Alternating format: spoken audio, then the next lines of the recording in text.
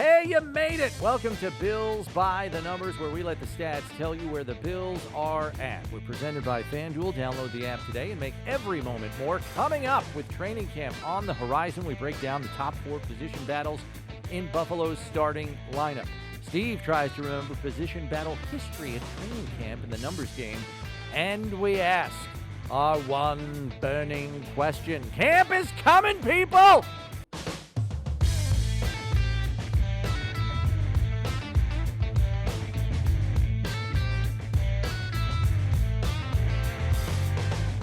All right, thanks for joining us here on the latest summer edition of Bills by the Numbers. Bills Hall of Famer Steve Tasker, Bills insider Chris Brown with you as always. And as training camp closes in, it's time to begin to size up the training camp position battles that will draw most of the eyeballs this summer at St. John Fisher. Now, some might say, Steve, this is a pretty established roster.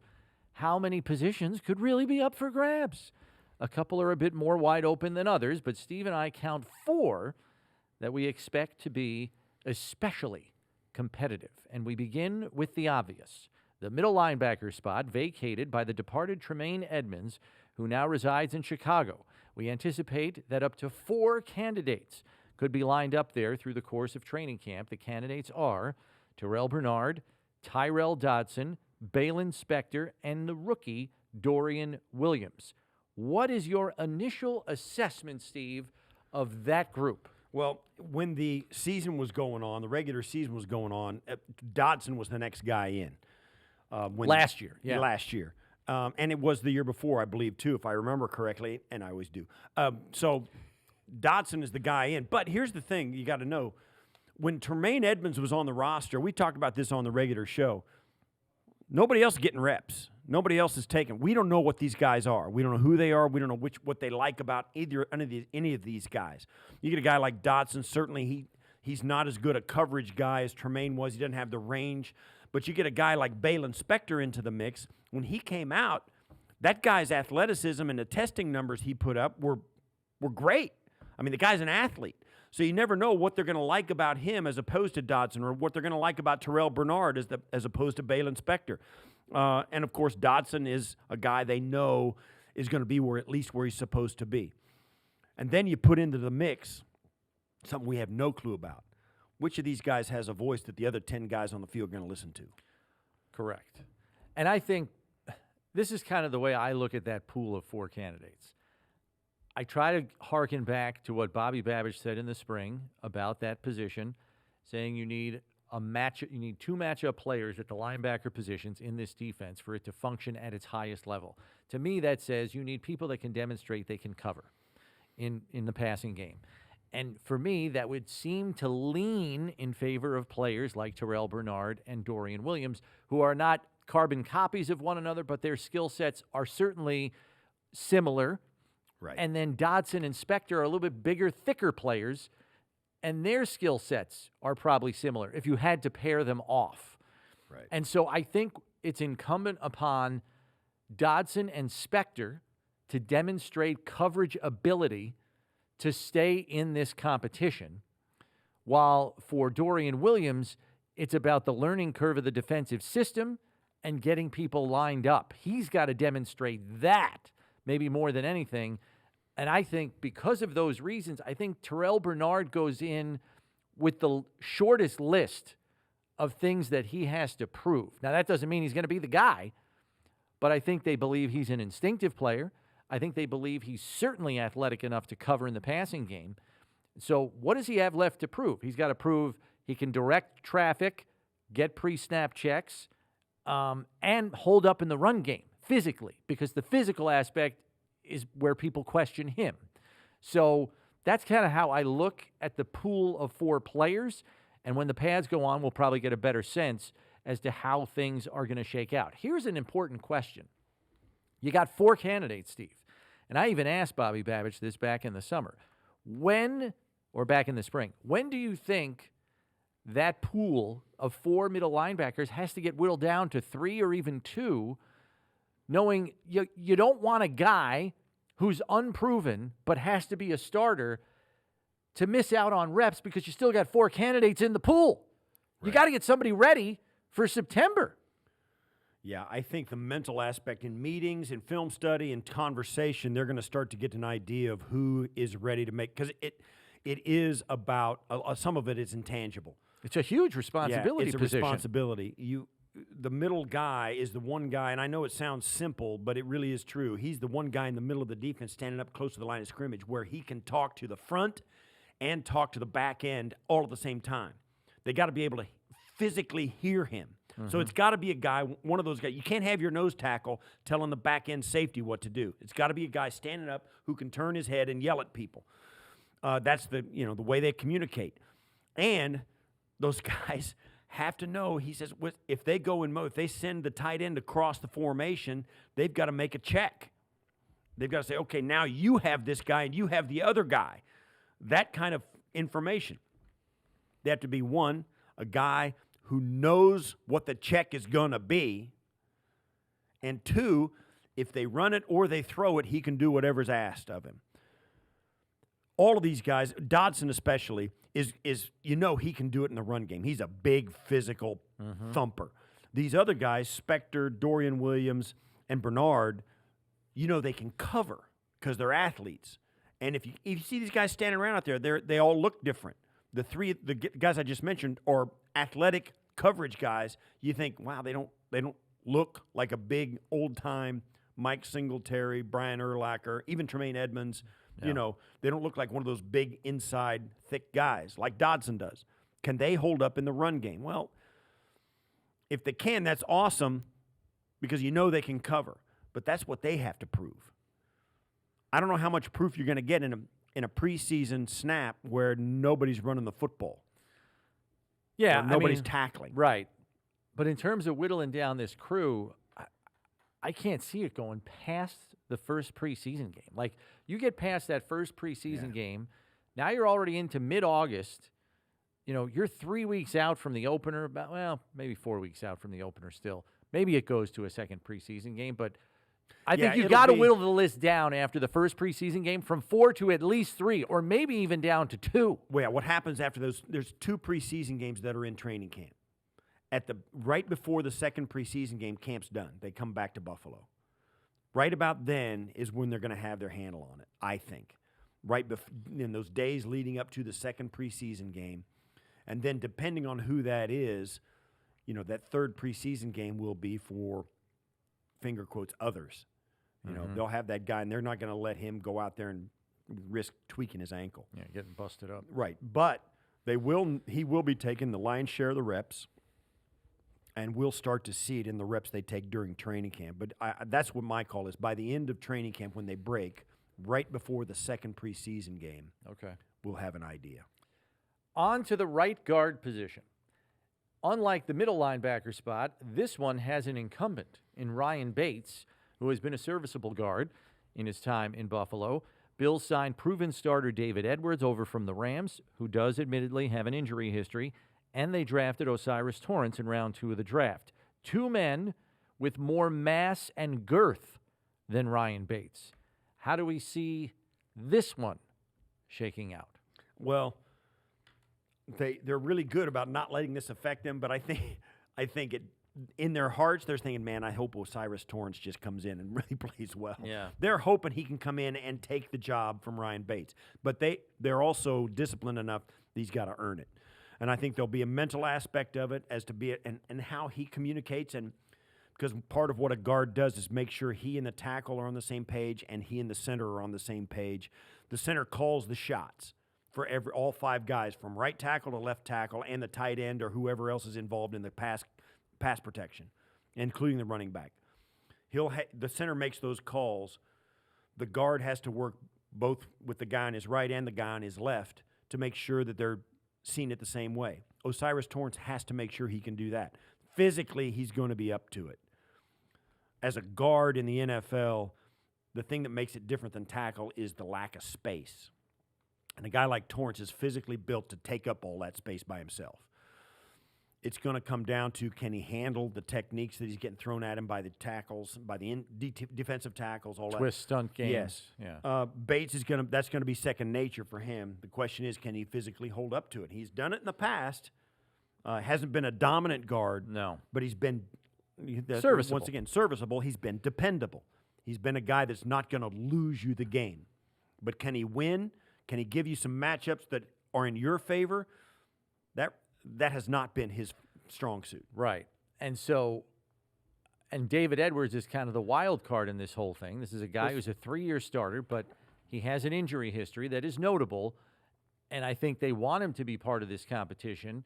But in the end, if he is the best option, do they feel good about that, knowing his injury history, or do they see him as a swing guard to come off the bench and be that? We'll know more as we see how players are rotated through at that right guard spot. I would tend to think Bates is obviously going to be in there from the jump. They respect incumbents that have earned the position before. They'll get first crack at it to stay in that spot until somebody proves they deserve to unseat them. Who is second in the rotation almost is going to be the most interesting thing the first day in camp. Is it the rookie Torrance, or do they, again, respect veteran experience, and Edwards is second in line, and then, Torrance, the rookie, comes after that? I'm going to be very curious to see how they rotate those guys through. Yeah, it'll be interesting to see how David Edwards feels about signing with the Bills, what his plan is. Does he think was he told, or is he expecting to come in and be a depth piece, or finger quotes again, compete for the right guard spot? Yeah. Or did they say, yeah, we want you to come in, you're going to be here, we want you to back this kid up, show the young kid how to do it, push the incumbent that was here, who you may be better than if you're healthy, but we don't want to stress you out and take a risk of your injury history. Yeah. We just want you here to make sure we got a quality guy behind our young rookie or our incumbent. Next question about this position battle. Does the size of the guards acquired by this club this offseason indicate a desire to shift the makeup and identity of how this offensive line succeeds? There's no secret. There's 2 big backs in the backfield now. They're not taking pitch plays out wide. So you look at Connor McGovern, David Edwards, Osiris Torrance, all 3 men over 320 pounds, all over 6'3". I mean, Ryan Bates is barely 3 bills. Should we interpret that as a shift in offensive line makeup and philosophy in terms of what they want to get done up there? Yes, because as soon as you said that about the guards, I said the exact same thing that you referred to. Yes, in conjunction with who the running backs are they signed, I think it's definite. I think that's 2 signals. The size of and the physicality of the running backs they signed to back up James Cook, and the guards that they brought in, says something in their mindset has changed about offensively. And maybe it is they're going to get more physical in the run game. Yeah. Or at least in the red zone. But I don't think any question. Those 2 things in conjunction say something. It almost makes me wonder, because if that is your agenda, if that's the identity you ultimately want to have on the offensive line, maybe Osiris Torrance and David Edwards don't need to necessarily even outperform Ryan Bates. They just have to show they're just as capable. And that might be enough to give them the nod if this is, in fact, the agenda they want to impart on this offensive line as a group that's capable of pushing the pile, resetting the line of scrimmage, and running between the tackles. Physically, they're going to be able to do some things that Ryan Bates can't do because they're just bigger. When push comes to shove, there's going to be moments when Osiris Torrance and David Edwards, because of their girth, can get some extra stuff in the run game and short yardage, whatever. Then it becomes, even if they're quote-unquote equal, well, they're not equal. So there's that. Yeah. And I think there's no question the Bills looked at maybe some trends in the NFL. And look at the Bills linebackers. We've talked about they have one big thumper in Dodson. Everybody else is like Milano, Bernard, Spector, and Dorian Williams. Other teams are the same way. Mm-hmm. And if you get in there and all of a sudden they can't slow you down in the run game, Josh Allen may end up throwing 10 times a game and walking out of there with a 21-10 victory. Gone may be the days of the 30-point game. I'm not convinced of that. I'm not But either. I think you're overstating it to make a point. Yes, exactly. I'm exaggerating a little bit to make a point. That's a weapon that teams are going to have a plan for. And once they have to overcommit to stop that, then Josh Allen makes hay. Next up, with the second cornerback position, we all expect Tre'Davious White to man the top corner role on the other side.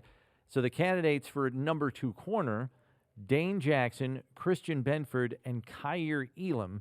Cam Dantzler, to me, isn't part of this competition. I think he's a depth piece that was signed late in the offseason. So Dane Jackson, Christian Benford, Kaiir Elam. What say you, Steve Tasker? Well, I think Kaiir Elam has the athleticism to do it. Certainly, Benford has some traits as well. He's big, and he has the right mentality to get it done and to contribute. I think Dane Jackson is going to be what he has been in the past, a guy that you can depend on to plug in at a time. But I think Benford and Elam are the guys you have to look at and say, man, these are the guys. And certainly Kaiir Elam has got to be looking at himself going, listen, I was a number 1 draft pick. I got to get on the field. And I think I think this coaching staff was all through last season was trying to make a statement to him about how hard they want him to work. And I think that message, we'll see whether that message got through or not. Because I think Kaiir Elam is the guy to beat in this competition. And I think having him out there as that athleticism, and with the athleticism that he has, that could really, has a potential to really give this team 2 outstanding corners. Yes, and I think the pressure is on him to prove that in this training camp, because he's going against 2 players that are hungry with a capital H. You've got a former 7th-round pick in Dane Jackson who scraps and fights for everything he wants. And then you've got Christian Benford, who's an FCS college player that feels like everybody doubts his abilities because of the level of college football that he played at. And all that guy did was work his way up the depth chart and started in week 1 last year. Those guys are going to be coming for everything at camp, which is great, because competition raises all boats, you know, the high, whatever they say with the high tide thing. But right. I think that Elam has to prove that he is a notch above those 2 players. His physical skill set is why he is a first-round draft choice. Now he has to match his mentals to those physical skills to say, I was drafted as an elite player, and now I have to prove to you that I am that elite player, ready to start week in, week out, and there's no debate. Right. Both Benford and Elam are big, long corners. Benford is significantly thicker and plays a little more physically than Elam does.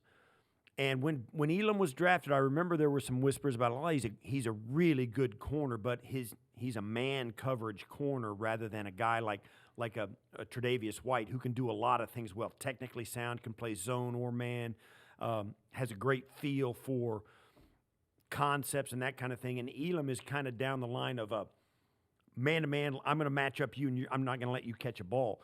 That's not what they always ask their corners to do. So Elam had to expand his skill set and raise his eyes up off the guy he's guarding to look around and get a bigger picture during the defensive scheme that the Bills are asking him to play. And I think it took him a while. It's taken him a while. And that's something he has to work on. And that's kind of the quandary he's in. He's got to get his eyes off one guy and take in a bigger picture when he's playing defense and still be athletic enough to make it work. And there's a run support element to this, too. It's no secret that Sean McDermott expects his outside corners to be strong run supporters. Now, I'm not saying that Elam can't do that, but it's a prerequisite here. And maybe it wasn't at Florida. So that was another adjustment he had to make through the course of his rookie season. Hopefully all those areas of his game are buttoned up to the point where it's patently obvious to all of us this is the best talent you could line up opposite Tre'Davious White at the corner spot. Finally, the slot receiver role. Left vacant by the departures of Jamison Crowder and Isaiah McKenzie. The candidates are Trent Sherfield, Deontay Hardy, and Khalil Shakir. Who gets most of the work, do you think, Steve, in these third down situations?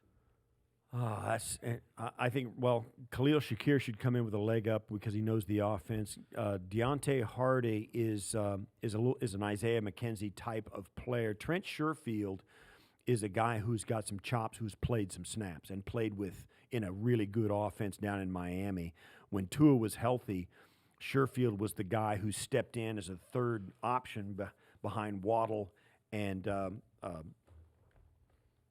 other kid. Tyreek. So he would step in as a third guy and carved himself out a role. Now, was he good enough to carve out a role because those other two guys were so good? I mean, did it take that? A lot for of him one-on-ones. Yeah, a lot of one-on-ones. Was he an afterthought? And he was working against a fifth corner or third corner or fourth corner or a safety. You know, was that the reason he had such good? We'll find out. But he does have some experience, and the moment is not going to be too big for Sherfield. He's going to step up and play. Josh Allen's been quoted as saying, hey, the guy's working really hard. He had a very strong spring by all accounts and by my eyeballs. So I think he's going to have a good look at it. Your Shakir point is well taken. You know, that he's got time in the system. He really came on at the end of the year. Josh was counting on him on big plays. You remember the third and 19 or third and 11 that he went to Shakir on in a tight window? Shakir is the thing you question about Shakir is his athleticism. He's not fast enough. He's not as fast as the other guys. Catches the ball well enough. He's slippery, though. He's just there's a route savvy to his game. He's not physically going to make the defense back off. Deontay Hardy could do that. Yeah.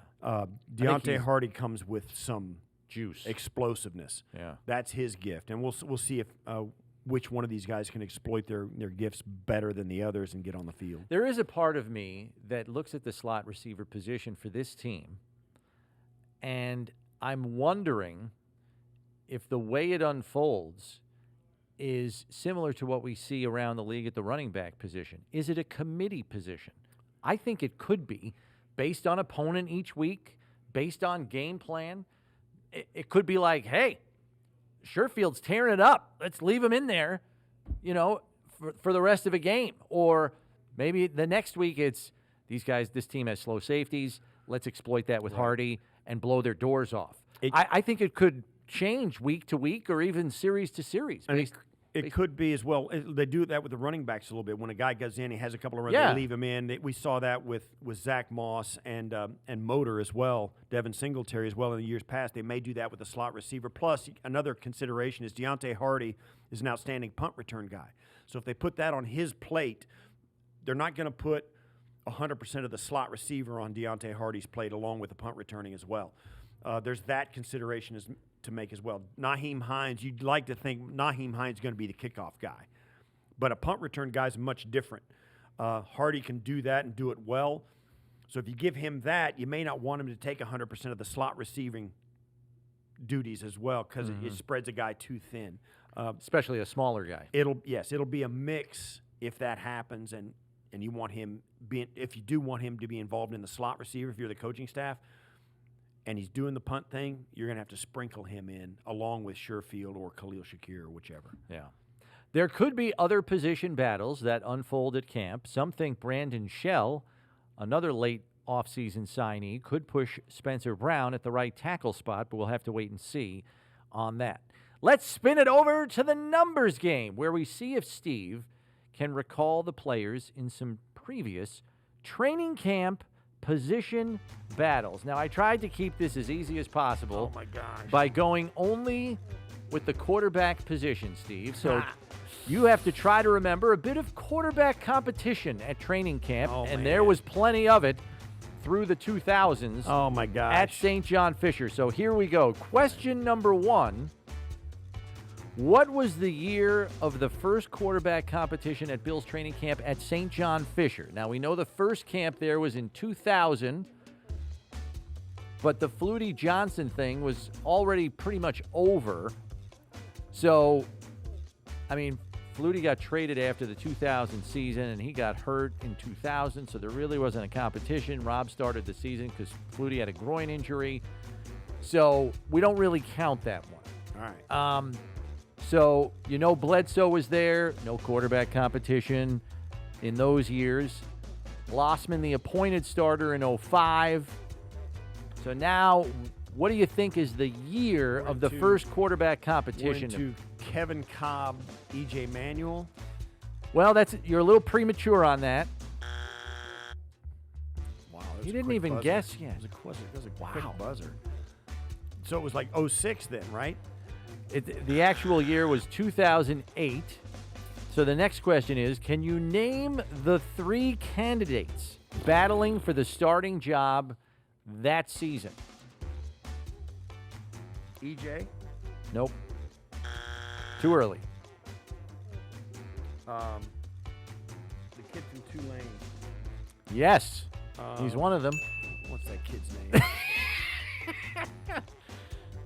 Lossman? J.P. Lossman is one of them, yes. And then another quarterback draft choice. Trent Edwards. Trent Edwards. And then the third stringer who pulled his hamstring and was out of the competition before anything really manifested itself. Louisiana kid.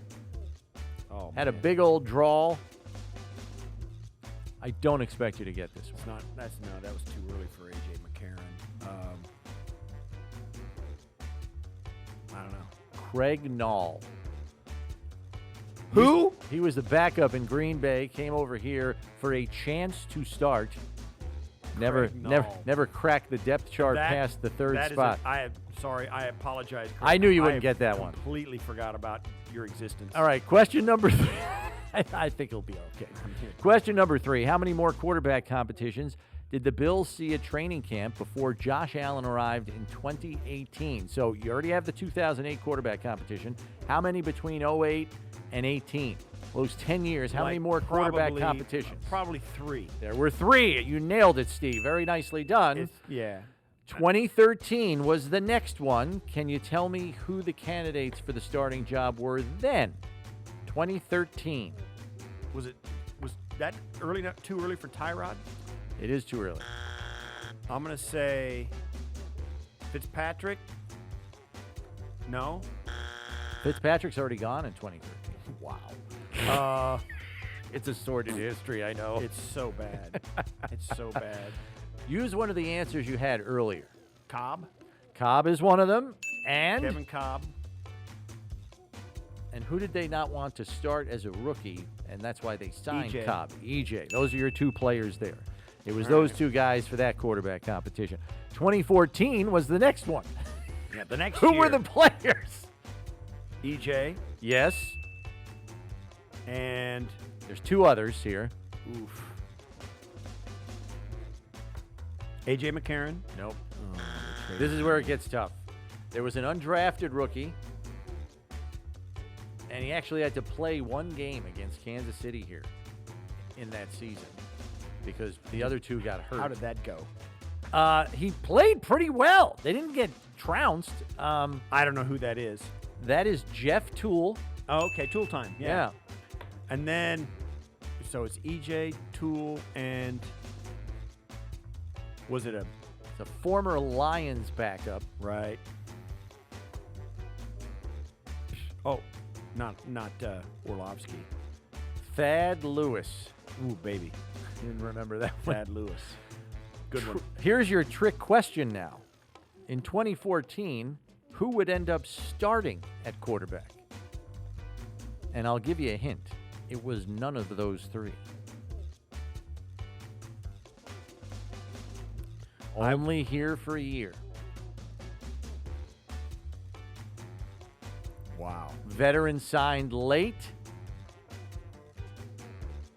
A veteran signed late, 2014. This whole competition goes through camp, the preseason. This guy shows up and starts Like week 1, right? 15 games. I don't know. Who was it?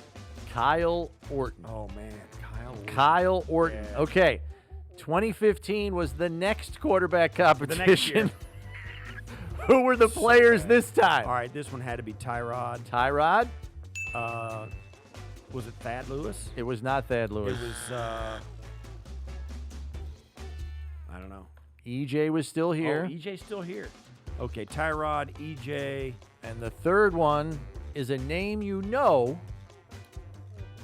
He actually started 1 year in New England when Tom Brady was hurt.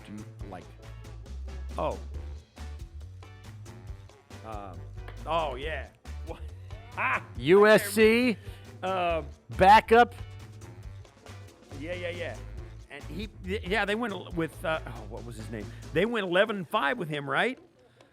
The Patriots. The Patriots did. Yes. Castle, Matt Matt Castle. Castle, well done. Way to spin the Rolodex in that cerebral cortex, Steve. Oof, there's a Who started week circling. 1 that year, 2015?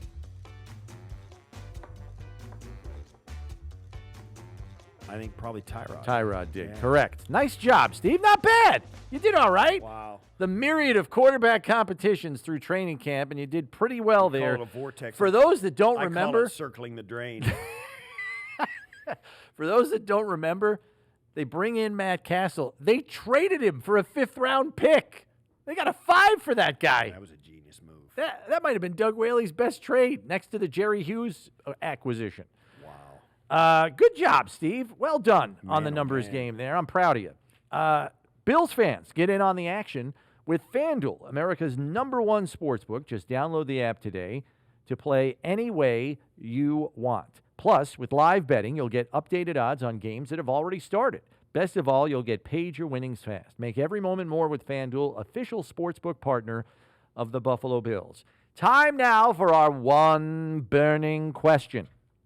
Who, Steve, is your top training camp sleeper player this summer? A player who could leave a lot of people surprised when he makes the 53-man roster.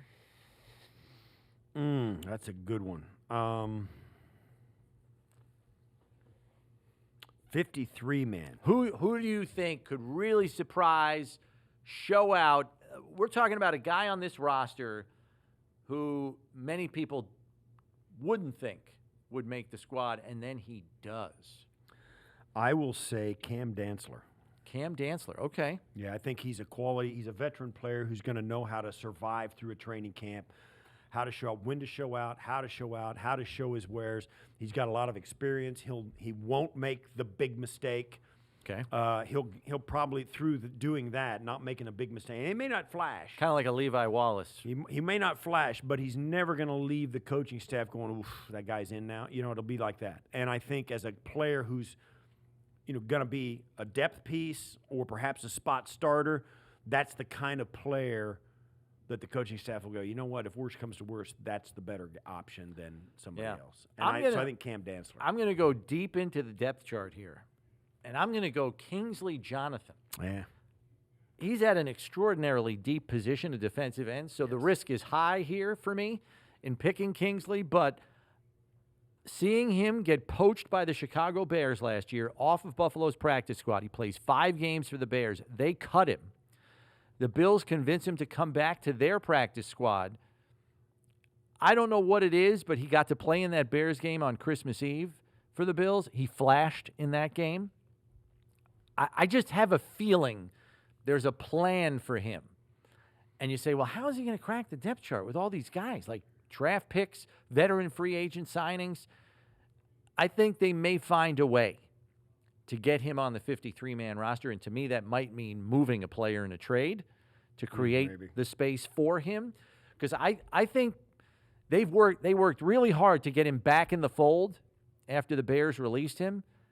I just have a feeling there's a plan for him, provided he shows the requisite flash and talent through the course of the preseason to make them make that kind of a move. It's a good call, and it's intriguing, conjecture about maybe Kingsley Jonathan doing it, because this club, you've said it many times, one of the things about Sean McDermott and this staff that he's put together and they continue to do is develop guys. Yeah, player development. Players get better, and you get a guy like Kingsley Jonathan, particularly with a guy like, with Von Miller out there saying, hey, try this, do this. And he's got natural tools.